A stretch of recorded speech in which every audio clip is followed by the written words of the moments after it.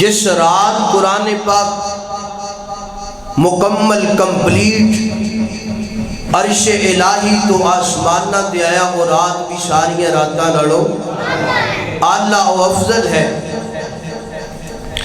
قرآن پاک دی عظمت دے کیا کہنے،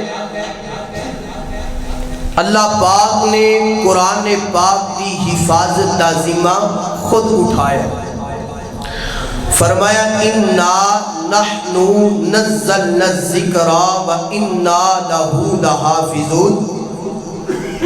فرمایا اس ذکر نو اتارن والے بھی اسیاں تے ایدیاں حفاظتاں کرن والے بھی اسیاں۔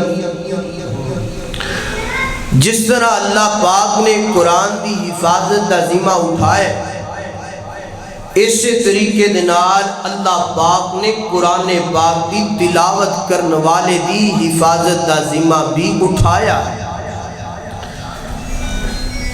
احادیث کے اندروں مثال سماعت فرمائی،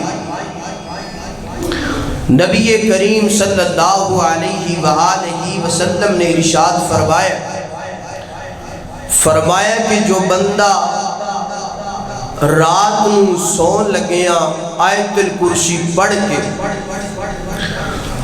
اپنے آپ تے پھوک مار لیندے اور اپنے مال تے پھوک، اپنے دولت تے کوئی بھی قیمتی سامان ہے، فرمایا کہ آیت الکرسی پڑھ کے جو بندہ پھوک مار دے، اللہ پاک انہوں ہی ایدے مال نوی دشمنہ دے شرطوں بھی شیطانہ دے شرطوں بھی محفوظ فرما لیں گے۔ ساری رات واسطے اللہ پاک ایک سیکورٹی گارڈ فرشتہ مقرر فرما دیں گے، ایدی حفاظت واسطے بھی تے ایدے مال دی حفاظت واسطے بھی۔